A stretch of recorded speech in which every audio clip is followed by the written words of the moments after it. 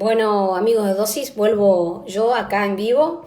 Me contacté con Ale, estaba un poco retrasado.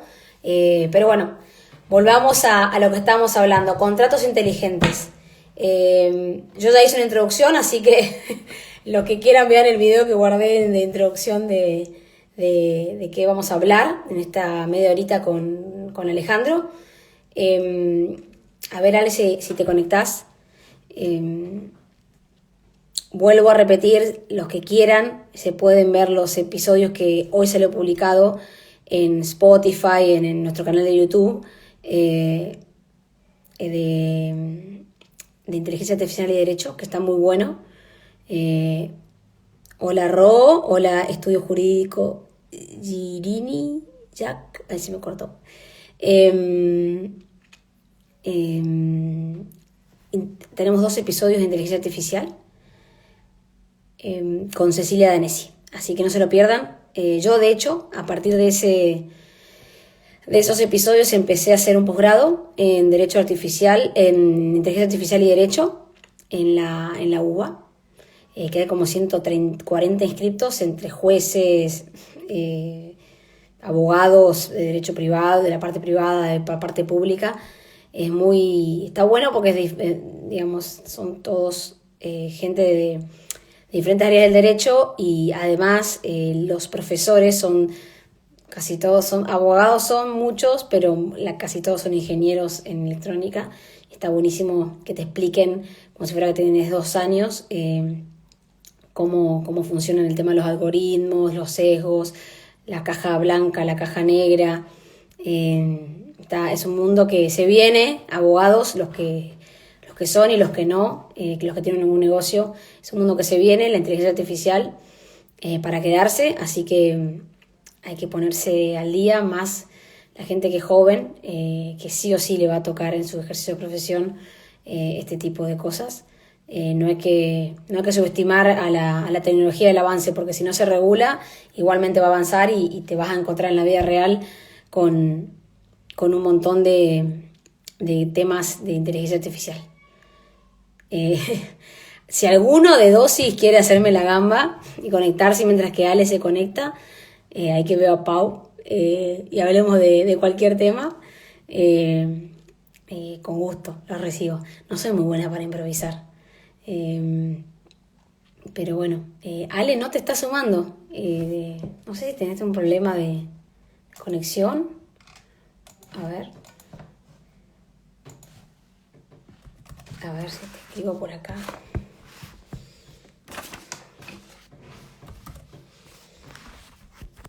A ver si estás. Ahí está. Y no, a ver, dale. Transmitir con.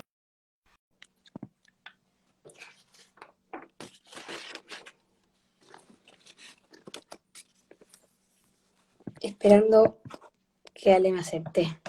Bueno, quédense ahí, vamos a hablar de contratos inteligentes. Buenas, Ahí estás. Hola, te hiciste desear, ¿cómo Ale. andas? Tuve que improvisar. Y no soy muy No, buena. sabés que estoy desde antes, desde las 8 menos 5. No sé qué pasaba. Ah, o sea, me escuchaste sanatear 10 minutos. Sí, no podía entrar. No, no te Perdón. preocupes. No, bueno, ya te hice toda la intro. Así que ya saben Perfecto, casi tu DNI. perfecto. Tuvo El mucha problema es que repercusión, te digo, el flyer que mandamos. Un montón de gente me escribió interesada Ujú, en esto de contratos inteligentes. Es todo muy qué bueno. nuevo, muy poca gente lo sabe, muy poca gente se anima porque salís de la parte del derecho para meterte un poco más en tecnología. Y Sí, bueno, entonces mucha gente me escribió a partir del flyer para preguntarme. Así que qué bueno, bueno. es todo tuyo. Es todo tuyo. Buenísimo. Empecemos por donde quieras. A ver, podemos empezar por hablar un poco de qué son los contratos inteligentes. Yo les diría que básicamente es una manera, en principio, de ver datos. Nosotros logramos un contrato, necesariamente tenemos que confiar en la otra persona, en la otra parte con la que estamos contratando. Si yo alquilo una casa o me quiero comprar un auto o le voy a prestar plata a alguien, necesariamente tengo que confiar en esa otra persona, básicamente porque esa persona, si bien es la que va a cumplir, pueden haber imponderables que hagan que no cumpla. Por eso están todos los certificados que uno pide, el informe a veraz y todas las demás cosas, justamente para crear esa confianza. Lo que hacen los contratos inteligentes es que las personas ya no tengan tanta confianza o no tengan que tener tanta confianza en la otra parte del contrato, sino que empiezan a confiar en un sistema. Básicamente es un programa en el cual las partes convienen dentro de ese programa cuáles son los derechos y las obligaciones que tienen. Hasta ahí uno podría decir, bueno, no tiene nada de novedoso. En vez de hacerlo en un papel, lo hago a través de un programa informático.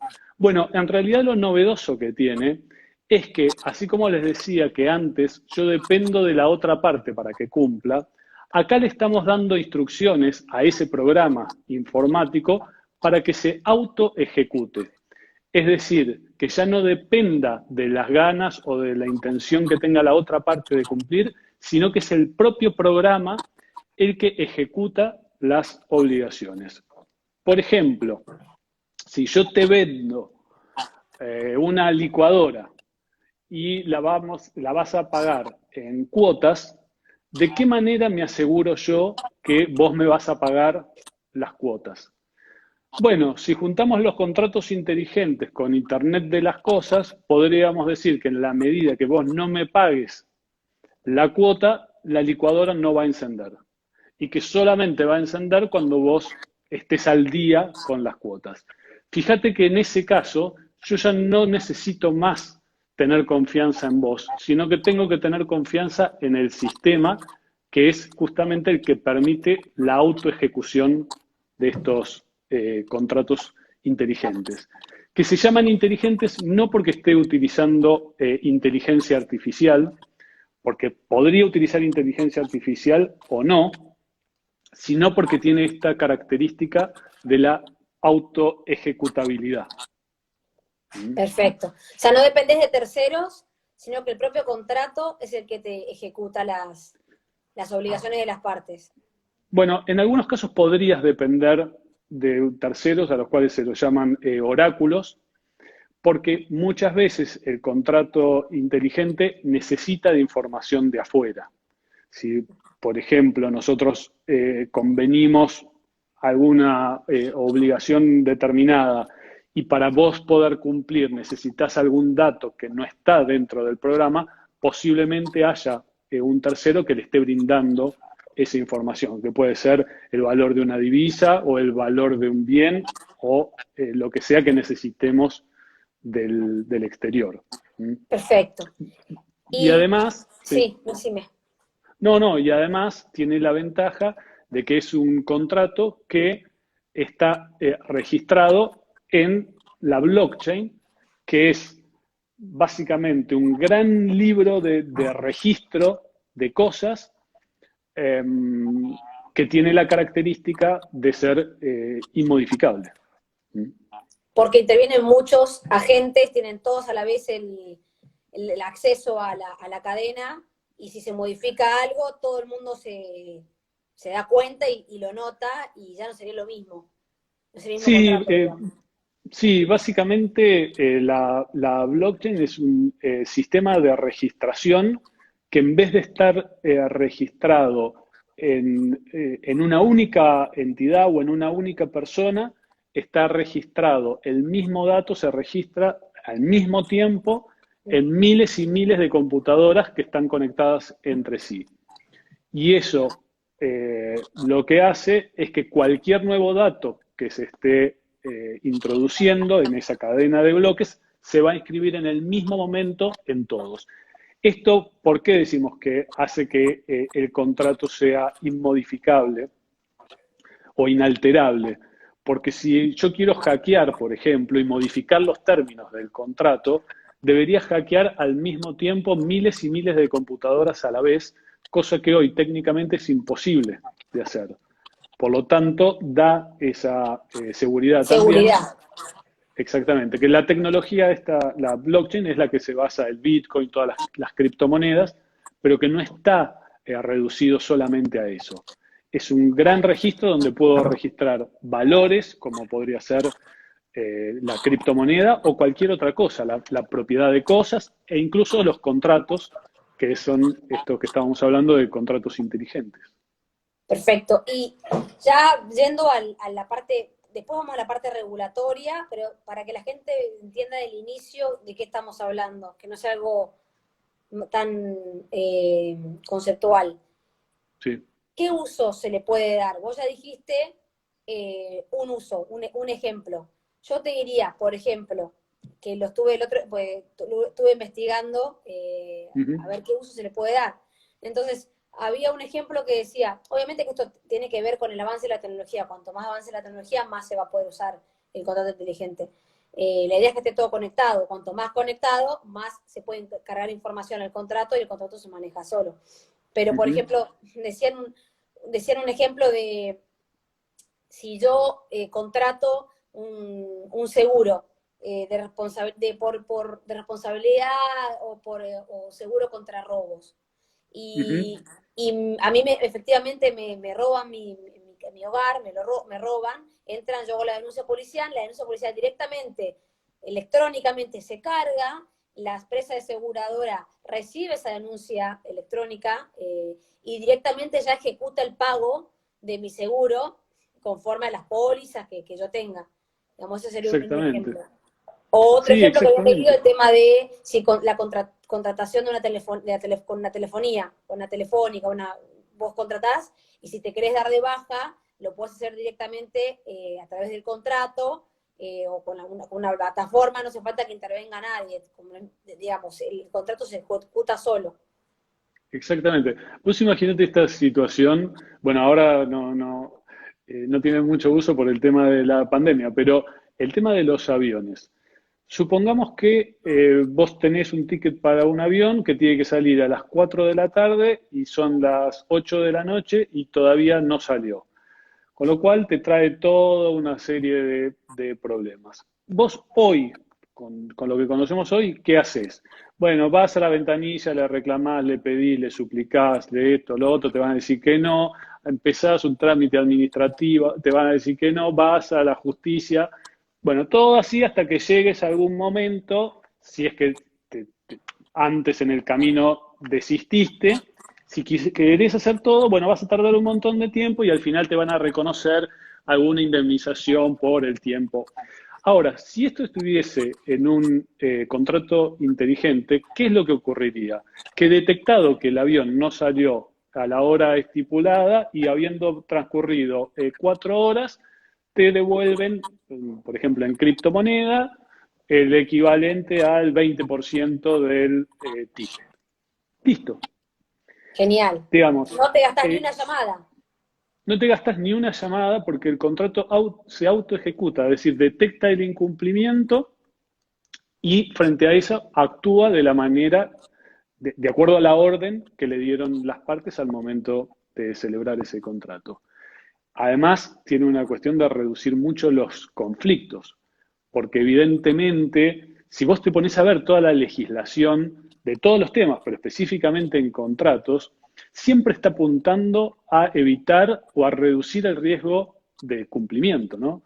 Casi todos los institutos que se Claro, regulan en materia contractual tienen que ver claro. con eso. Bueno, ¿qué pasa si no cumplió? ¿Qué hago si no cumplió? ¿Qué hago si no cumplió? Ese mecanismo cambia absolutamente en el contrato inteligente. Vamos a tener otros conflictos.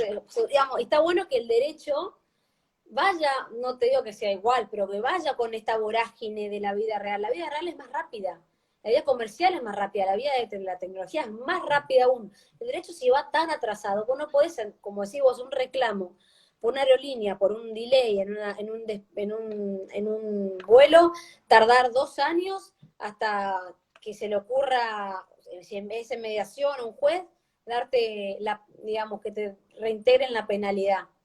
Es que sí, a ver, ese para mí es el gran problema que tiene el derecho. El derecho siempre está regulando algo antiguo, está regulando algo siempre que ya pasó, incluso en las leyes que nosotros entre comillas llamaríamos más nuevas. Vos fijate que nosotros tenemos un código civil y comercial que entró en vigencia, según nosotros, hace muy poquito tiempo, en el 2015, que para una ley 5 años es nada. Ese código regula absolutamente toda la vida de las personas, desde antes de nacer, porque regula justamente la persona por nacer, hasta después de muerta, porque regula las sucesiones, y en el medio todo lo que le pasa en la vida. Y cuando uno sale a la calle, ve que las personas están todo el tiempo con algún aparatito conectado a Internet, y esa ley que regula toda nuestra vida no menciona ni una sola vez la palabra Internet. Ni una.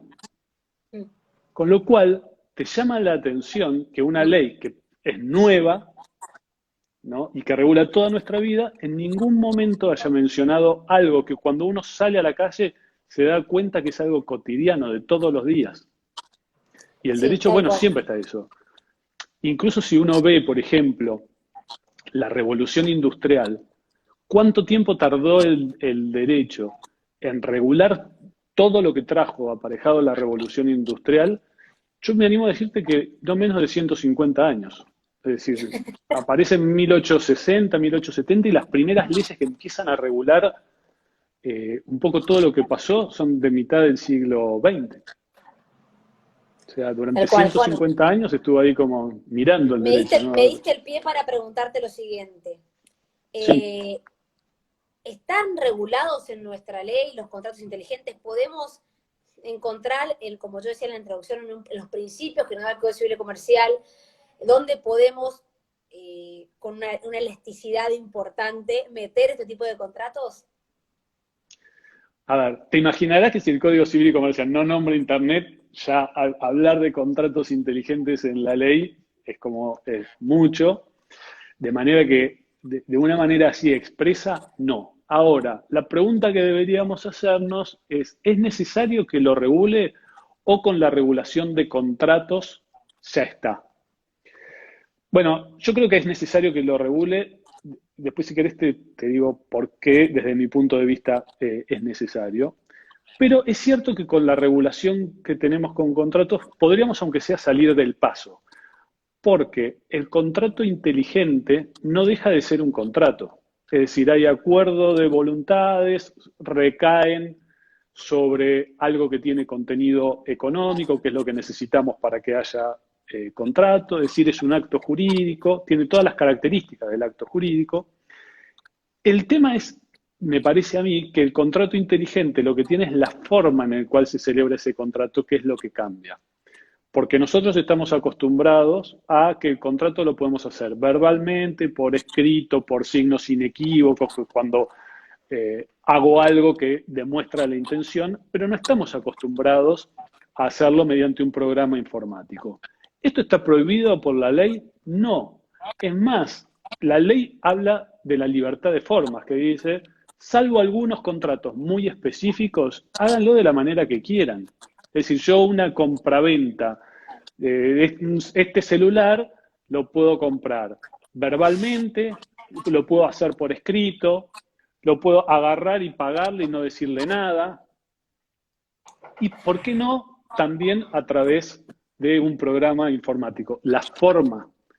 Ahora, hay algunos contratos, muy pocos, que la ley dice que se tienen que hacer de una manera determinada y que si no se hacen de esa forma determinada no tienen validez. Por ejemplo, si yo te quiero donar a vos un inmueble o te quiero donar un bien mueble registrable, como podría ser un auto, o una renta periódica, la ley dice, bueno, ese contrato lo tenés que hacer en escritura pública y si no lo haces en escritura pública, es nulo. ¿Yo puedo hacer un contrato inteligente por escritura pública? No, porque la ley establece que la escritura pública tiene ciertos requisitos que no lo podemos cumplir con el contrato inteligente. ¿Mm? Claro. Exige Sí, que sea un papel básicamente determinado. los que están nombrados en 289, de 289, perdón, del Código Civil y Comercial, que te dice la escritura pública, que lo que son una forma sine qua non de Exactamente, los ad solemnitatem que se dicen en el derecho. exactamente. En Pero ese caso, comparto con vos que no hace falta que todo esté regulado. Si tenemos principios, más que nada estamos hablando de la parte contractual, que deben, digamos, es el principio de libertad de formas, el principio es de la libertad con la contratación y la libertad de términos y condiciones de los contratos. Esos son los principios. Después, bueno, vas sí. regulando, pero... De todas maneras, por ejemplo, hay algo que demuestra un poco cómo la ley no cambia las conductas, sino que las conductas cambian la ley. Hasta el año 1968, el Código de Vélez, por ejemplo, decía que si uno quería comprar un inmueble tenía que hacerlo por escritura pública bajo pena de nulidad. El artículo 1184 del Código de Vélez decía eso. ¿Qué era lo que ocurría en la práctica? Que la gente cuando quería comprarse un inmueble, digamos, antes de hacer la escritura pública, hacían un papelito que decían, yo te voy a comprar, vos me vas a vender, y tenían que esperar hasta que pidan los certificados de dominio, de inhibición, pagar las deudas y demás. Pasaba un tiempo. ¿Qué era lo que ocurría? Eso que se llamaba boleto de compraventa, que le pusieron boleto de compraventa. Hasta el año 1968 era nulo. O sea, si uno iba con eso y le presentaba a un juez que yo le vendía a fulano y fulano ahora no me quiere entregar la cosa, el juez decía y debía decir, miren, ese contrato que ustedes hicieron es nulo porque el código exige, pero se hacía tanto que a partir del año 1968 la reforma de la ley 17711 modifica el 1184 y dice, bueno, no es más nulo. Si lo hicieron de esa manera por un instrumento privado, queda pendiente la obligación de escriturar y escrituran después. Fíjate cómo una conducta, un acto reiterado de la gente termina modificando la ley. Que yo creo que va a pasar esto un poco con estos contratos inteligentes y con la blockchain. Yo te acabo de decir, bueno, si es un contrato que necesita escritura pública, no lo puedes hacer por un contrato inteligente. En la medida que la gente no lo empiece a hacer y le importe nada lo que dice la ley. Sí, en la medida que la vorágine comercial te vaya ganando, exactamente. Lo vas a hacer, lo vas a empezar a hacer. Exactamente. En la medida que la gente empieza a creer más en eso que otra cosa, listo, la ley se va a tener que modificar. Es decir, cuando la gente crea más, que le conviene más registrar sus bienes en la blockchain que en un registro de un país, porque eso es a lo que apunta la blockchain, o lo que permitiría la blockchain. La blockchain permitiría que si yo soy titular de este inmueble, ese registro esté en miles y miles de computadoras, no en un lugar que alguien pueda entrar y hackearlo. O sí. Es una que no tiene acceso público, tenés que, para acceder, no están los registros, no es fácil, tenés que pedir un informe, te lo tienen que mandar. Muchas veces, ahora tratan de hacerlo por la pandemia, digital el pedido de informe, pero siempre fue físico, tenés que ir, pedir un informe con con la sello del abogado, presentarlo, es toda una burocracia que debería ser un registro público transparente, como en su momento que querían hacer también con el tema de IGJ, que sea, o bueno, todo lo que sea de acuerdo a la modernización del Estado, era el proyecto del anterior gobierno, que sea todo lo máximo público posible. Digamos. Sí, de todas maneras, la blockchain tiene algo que es, yo creo que se opone un poco a la figura del Estado, ¿no? Porque ya no requiere tanto el intermediario. Vos fíjate esto, si yo hoy te pago 1.000 pesos y te doy un billete de 1.000 pesos, vos estás confiando que hay una entidad del Estado, que es el Banco Central, que emitió esa plata, ese dinero. Y por otro lado, no sabés si cuando yo te estoy dando ese billete es verdadero o es falso, porque podría ser un billete falso. ¿Qué pasa cuando trasladamos esto a la blockchain? Si yo te pago una X cantidad de criptomoneda, no te puedo pagar más de lo que tengo. Es decir, no existe la falsificación, porque está registrado en un montón de nodos, en un montón de computadoras al mismo tiempo que yo, Alejandro Dabá, puedo gastar 1.000, porque es lo único que tengo. Y si yo ya te pagué a vos 500, saben todos que a mí me quedan 500, con lo cual no puedo gastar más que eso. Y además no necesito de ningún banco central, ni del banco francés, ni el Santander, ni de ningún otro, porque es una cadena en la cual todos estamos registrando. En la medida que todos empiecen a creer en eso, yo creo que la gran pelea va a ser que se corre el Estado. ¿Mm? Y Sí, que el ahí Estado me sea parece que va a haber un de conflicto. contralor, pero que no tenga, que sea de control. Va a tener que, aparte, modernizarse en ese sentido y tener digamos, que las transacciones sean el Estado, digamos, veedor y controlando que cómo digamos, se hacen las Sí, transacciones sí, los cómo se, privados. se regulan, sí. Hay todo un tema, digamos, el manejo que el Estado tiene de la propiedad, del dinero, también tiene que ver con una cuestión de impuestos, de control y demás, que eso, digamos, con la blockchain, yo creo que va a haber necesariamente una nueva idea de Estado. O sea, yo estoy convencido que va a haber una resistencia feroz, feroz, porque acá sí va a ser, es una guerra importante, en el mucho más que lo que fue Internet, porque Internet, si bien trajo una revolución muy grande, no tocó grandes intereses todavía. Lo que hizo Internet fue, bueno, ahora vale más una empresa como Google que una empresa como Coca-Cola, pero pasó de una empresa a otra. Esto lo que está planteando es que yo ya no necesito ni a Google, ni al banco, ni a nadie.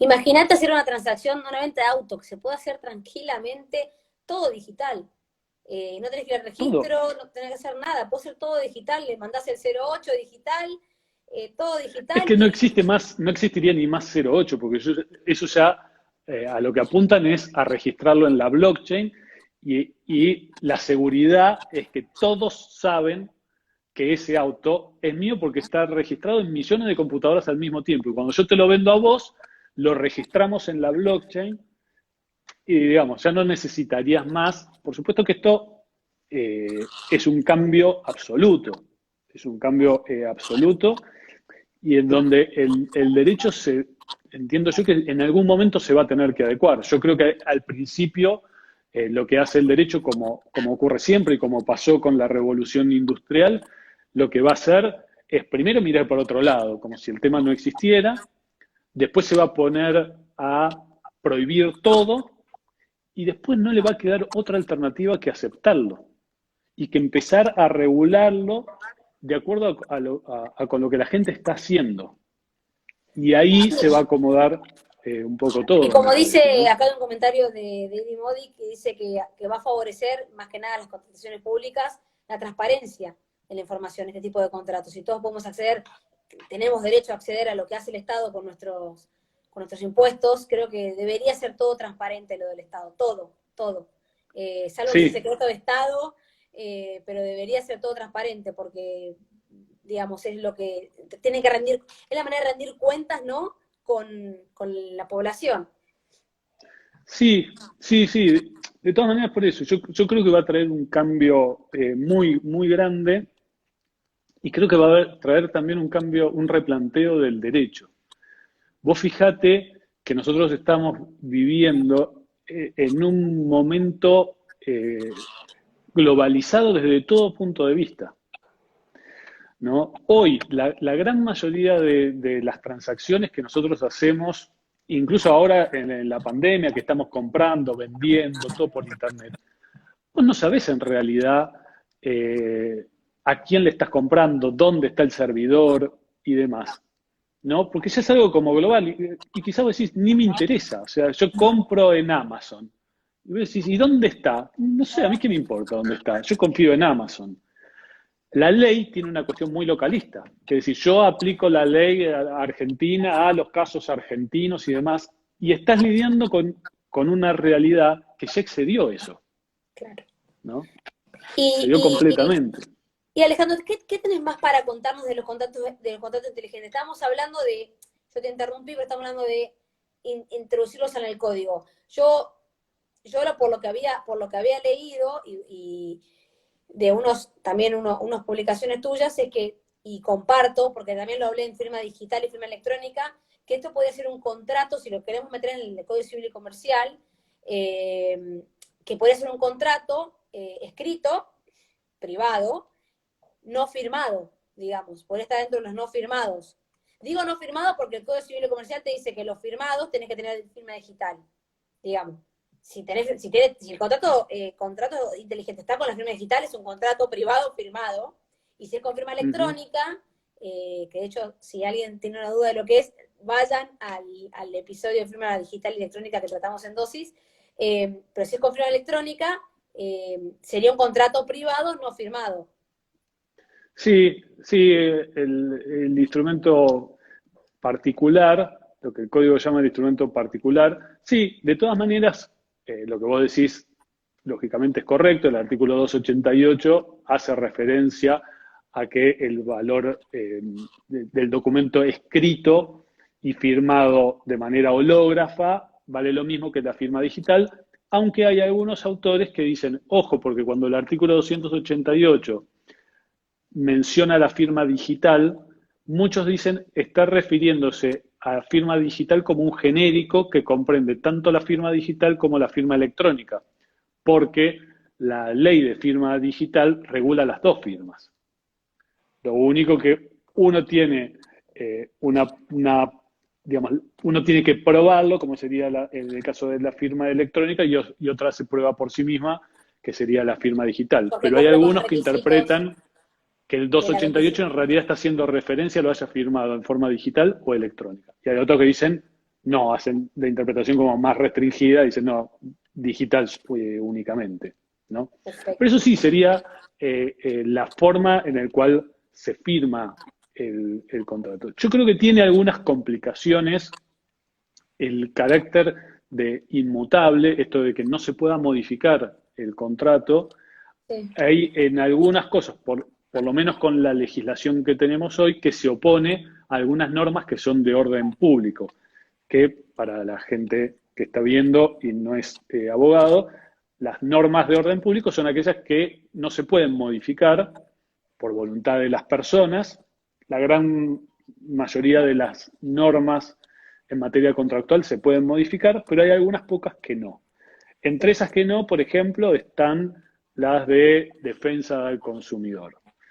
Entonces, si vos tenés un contrato inteligente que es inmodificable, bueno, se opone un poco con algunas normas de orden público que exigen la modificación. Por ejemplo, si yo me compro hoy algo por internet, nuestra ley dice que yo puedo revocar la aceptación, yo solo puedo revocar la aceptación dentro de los 10 días.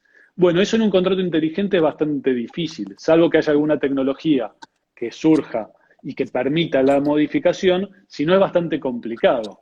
Justamente porque la característica que tiene es que no se puede modificar por voluntad de una sola de las partes. Lo mismo, por ejemplo, el contrato de alquiler, esto que todo el mundo sabe, sepa que sea abogado o no, que transcurrido los 6 primeros meses del contrato de alquiler de un inmueble, me puedo ir pagando una indemnización. Bueno, eso que implica modificar el contrato, porque yo tenía un contrato de 2 años y ahora a los 6 meses o a los 7 meses digo me voy, implica una modificación. Bueno, con el contrato inteligente va a haber que buscar alguna manera de poder modificarlo, ¿no? Eh, Perfecto. Eso por un lado, y por el otro lado, la dificultad que yo le veo tiene que ver, pero esto lo veo con todos los contratos, no solo los inteligentes, sino también los contratos informáticos, los contratos que se celebran por vía electrónica, aunque no sean contratos inteligentes, que tiene que ver con, hoy es muy difícil saber con quién estás contratando, y hay temas de capacidad, de legitimación de la persona con la que estás contratando, que es un tema que me parece que el derecho tendría que resolver, ¿no? Porque yo hoy estoy contratando con alguien que no sé quién es, o sea, no lo veo, yo estoy contratando con un aparato. Y ese es un tema que podría plantearse, e incluso hay algunos casos donde se plantearon, por ejemplo, de chicos de no sé, 6 años que tenían puesta la tarjeta de crédito del padre en, no sé, en alguna aplicación e hicieron compras que después el padre no las reconocía. Y estas cosas van a ir pasando cada vez más porque es un problema nuevo. Porque antes Si alguien estaba en una juguetería y venía un chico de 5 años, no podía decir, pero ¿cómo le vendiste a un chico de 5 años? Porque hoy le estás vendiendo a un aparato. Yo no sé quién está del otro lado. Hay Entonces, buena fe de las dos, de la parte que recibe la oferta, y sí, de que es válida, de que la persona tiene la capacidad. lo que pasa es que la ley que dice que cuando vos contratás con un incapaz, el contrato es nulo. Sí, ¿Por qué? Porque parte de la idea de esto, ¿verdad? Bueno, vino a la juguetería, yo vi que tenía 5 años y contraté. Y sí, está bien, pero te diste cuenta que era un menor de edad. No puedes decir que no sabías. Pero cuando lo pasamos a la realidad, hoy yo podría estar celebrando contrato con alguien de 5 años y no actuar de mala fe. Con lo sí. cual se da esa situación, Vos ¿no? sabés que acá hay una pregunta bastante interesante que hace Nico Riganti, que dice, ¿cómo se regula ante la imposibilidad de cumplimiento si supuestamente ante un incumplimiento se ejecutaría automáticamente el contrato? Bueno, el tema del incumplimiento, yo les diría que en el caso de los contratos inteligentes no es lo que más preocupa porque se autoejecuta. Claro, pero ¿qué pasa si no Sí. puede, por ejemplo, imposibilidad de cumplimiento, yo me imagino que debe ser por caso fortuito fuerza Ah, mayor, teoría de la imposibilidad de imprevisión, cumplimiento. eh, Sí, me explico, ese creo que es la imposibilidad de cumplir. sí, sí. Bueno, ese es el otro tema que en uno de los artículos que escribí planteo justamente esa situación y pongo como ejemplo un contrato de obra en el cual se fija el precio fijo, por ejemplo, en dólares. Y entonces, si hay una variación que uno podría aplicar, se llama la teoría de la imprevisión, ¿no? Que es cuando la prestación se torna excesivamente onerosa para una de las partes, la ley dice, bueno, no, se tornó excesivamente oneroso para uno, o resolvés el contrato o haces un ajuste equitativo. Eso en el contrato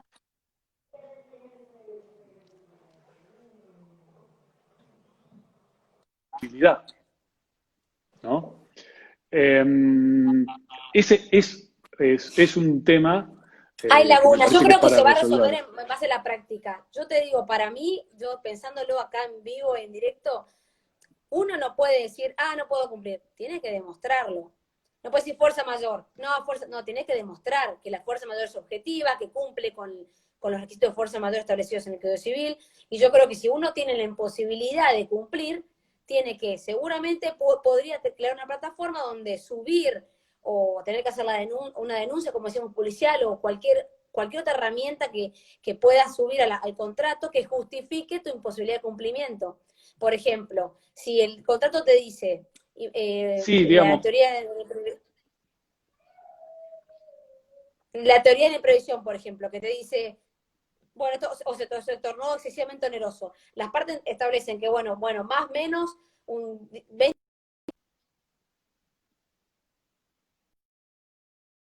se va de precio, es oneroso. Bueno, vos podés, si lo sometés a un índice, por ejemplo, al contrato, o en cuanto sí. ahí podés directamente,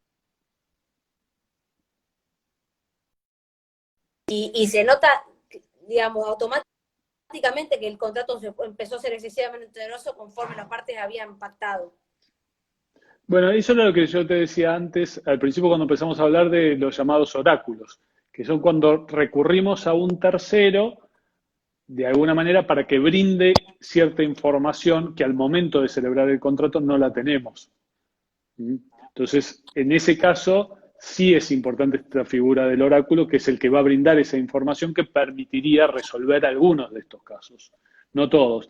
El problema es que como el contrato se autoejecuta, vos el reclamo lo vas a hacer con el contrato ya ejecutado, ya cumplido, ¿no?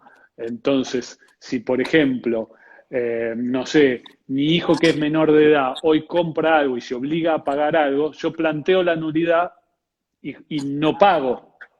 En cambio, en el contrato inteligente voy a plantear la nulidad, pero con el contrato ya ejecutado porque el contrato se autoejecuta. Por lo menos con la tecnología que hay ahora o lo que se está viendo ahora. Claro. ¿no? Yo también Esa pensaba es... en crear cuentas nosotros decimos en contratos comerciales, decimos cuentas de escrow, son cuentas Sí. de garantía, que decís, bueno, ahí vos invocás algo. Bueno, está bien, te doy cierto tiempo para que lo muestres. Si Ujú. no lo mostrás, le devuelvo la guita o le doy la guita ejecuto el contrato. El mismo contrato puede decir, bueno, tenés tantos días para demostrar lo que estás invocando.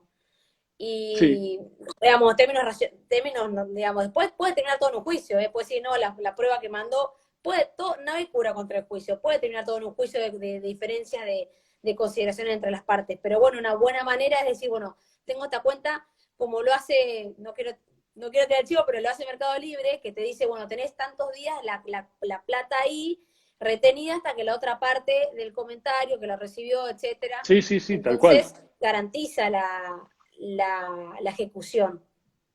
Totalmente. Yo creo que eso, esa es la solución y hacia ahí me parece que está yendo, ¿no?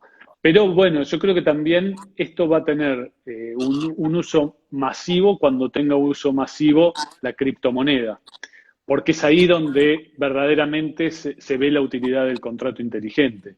Mientras A yo ver, hay tenga que muchas pagar cosas en... para explorar. Depende del avance de la Sí, tecnología. Todo esto depende que va a venir del avance de la tecnología. Hay mucho, digamos, lo que el otro día leía, hay contratos inteligentes, pero a mansalva. Depende de tu imaginación. ¿Dónde querés meter un contrato inteligente? Porque la tecnología va a venir y cuanto más venga y cuanto más cosas se enlacen y sea todo más digital, más contratos inteligentes se van a hacer. eso sin lugar a dudas. Sin lugar a dudas. Lo que sí creo es que hoy, eh, digamos, no está teniendo el uso que va a tener, entiendo yo, dentro de muy poco tiempo, porque yo creo que el tema de la criptomoneda a esta altura de las circunstancias es inevitable ya. O sea, no hay nada más antiguo para mí que la plata en un mundo tan Sí, tecnológico. ¿No? sí, En sí, un sí. mundo tan tecnológico que yo esté sacando un billete de un país que no lo puedo usar en el otro, cuando estamos comercializando como lo estamos haciendo, parecería que hay algo que nos cierra. ¿Mm? Tal cual. A ver, uno puede escuchar y decir, no, pero este está loco. Lo mismo se decía con el correo electrónico, ¿no? Que, no, o sea, si yo le mandé la carta a alguien, digamos, no la voy a mandar por algún lado donde se pueda ver por todos lados y demás. Y la gente después, hoy, decir, ni loco, mando una carta escrita, cerrada en un sobre, listo, mando un mail y se terminó. Y uno dice, bueno, pero la garantía que tiene, y ese cambio se da, ¿no? Acá te hace una De pregunta manera. personal, Agus Vázquez, que es parte de las fundadoras de Dios y Derecho, así que Sí, tenés que responderla. a ver. Alejandro dice, ¿invertiste en criptomonedas? ¿Recomendás hacerlo ahora? Mira, todavía no, la verdad es esa, todavía no. Justamente antes de ayer estaba viendo sobre una criptomoneda que está sacando China, en principio para pagar sueldos de los empleados públicos y demás, y vi eso y dije, esta me gusta. Me acuerdo cuando salió el euro, no hace mucho tiempo, que dudé, dije, voy a comprar euros y después, bueno, que no, y uno siempre que está con el dólar, el dólar, el dólar, el dólar, si hubiese comprado lo que quería, me hubiese ido re bien. Y justo ahora vi eso y dije, Hay me otras parece que es una buena criptomonedas que no son el oportunidad. Bitcoin.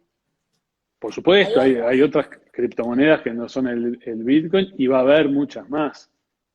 Va a haber Tal cual. muchas más. Sí, pero a mí me parece que es una alternativa interesante, eh, como para explorar, porque me parece Claro, inevitable. una cartita más de inversión, no cuesta. Sí, pero me parece que el tema de la criptomoneda es inevitable. O Sí, sea, sí, sí, no. Vos ves sí. el mundo y decís, pero no puedes sacar un billete para pagar. Aunque Warren Buffett no confía en la criptomoneda, se viene igual. Yo creo que sí, bueno, no me voy a comparar con él, eh, pero me parece que el mundo está yendo hacia un lugar te lo están indicando, ¿no? Sí, te está marcando que está yendo para allá. Che, y Ale, para cerrar, ¿querés hablar algo más que me dio algo pendiente por preguntarte, de contratos inteligentes o algo más que quieras, algún comentario más que quieras dar, así cerramos? No, a ver, me parece que es bueno, eh, sobre todo si nos están viendo o abogados o estudiantes de derecho, empezar a pensar el derecho con esto, que me parece, hoy creo que tenemos más preguntas que respuestas, ¿no? Me parece que es un momento muy bueno para ponernos a pensar el derecho, no con esa óptica que estábamos hablando antes de siempre estar mirando lo que pasó, sino que me parece que estamos en un momento que es para mirar hacia el futuro y que me parece que es una oportunidad que tenemos los abogados y los estudiantes de derecho de adecuarnos a la realidad, quizás como no la tuvimos nunca. Es decir, yo creo que estamos parados en el medio de quizás una de las revoluciones más importantes que haya vivido la humanidad.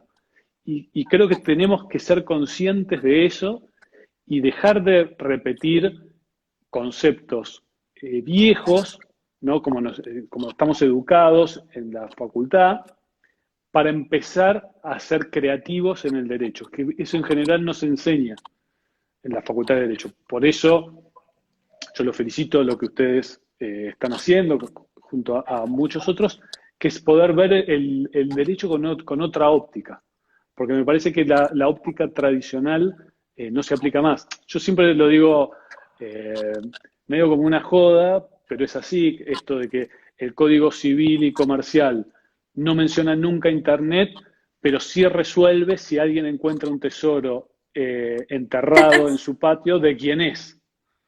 Y vos Remil, decís, remil. entonces, El bueno, camino de Sirga. ¿no? No me hagas acordar Claro. ese instituto. Sí, está bien. Entonces, bueno, viste, Acá me está preguntan bien, está muy bien que en dónde sepamos de estudiar quién es esos temas.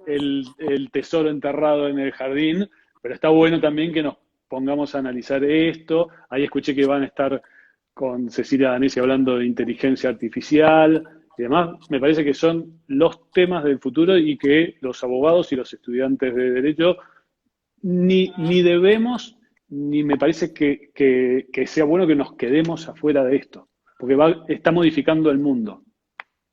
Claro. Bueno, me preguntan por dónde podemos estudiarlo. Yo, la verdad, que lo que estuve estudiando estos temas para el vivo, porque también estoy haciendo el posgrado de inteligencia artificial, mucha bibliografía de Europa, de la Unión Europea, que está mucho más adelantado con nosotros, están 10 años adelantados, con lo cual vayan ahí. Estados Sí, Unidos, acá el coordinador del curso, Gustavo Corbalán, el posgrado es un abogado que se dedica también a inteligencia artificial, muy bueno, nuestro profesor del posgrado, escribió un montón de artículos, así que bueno, localmente pueden encontrarlo ellos, pero yo creo que en los, digamos, en las recomendaciones de la Unión Europea, podés encontrar, y en Estados Unidos también, mucho de este tipo para bibliografía, sí, para los que se quieren totalmente. interesar. Sí, y quiero remarcar lo que decía antes. Es un tiempo de estudiar, por supuesto, y es un tiempo de pensar, porque hoy necesitamos más gente joven, nativos digitales, que piensen el derecho de esa manera que estén repitiendo cosas. Entonces es muy importante estudiar, sí, veamos qué es lo que están escribiendo, qué es lo que se está investigando, pero también pensemos nosotros, porque la solución va a salir de nosotros. Hoy no es algo que ya esté escrito, es algo que vamos a tener que escribir y me parece que es bueno que tomemos conciencia de eso. Mira, te tengo que hacer una última pregunta, pero te la tengo que hacer porque la hizo mi padre y está, está ahí Uh, en el... Pero qué él miedo. no es abogado, así que no sé si la vamos a poder responder porque yo no tengo el conocimiento para hacerlo, pero siempre me hace preguntas que me molestan. Y la Ah, pregunta que me perfecto. hace es, ¿las monedas las garantizan los estados, si podemos decirlo? ¿Y Sí. cómo se garantizan las criptomonedas? Pregunta. Yo creo que va Bueno, más para Warren Buffett que para nosotros. sí, igual yo tengo una respuesta que es la siguiente. La garantía, en realidad, yo no estoy tan de acuerdo con que la moneda la garanticen los estados. Yo creo que la moneda la garantiza la creencia colectiva de que eso tiene un valor.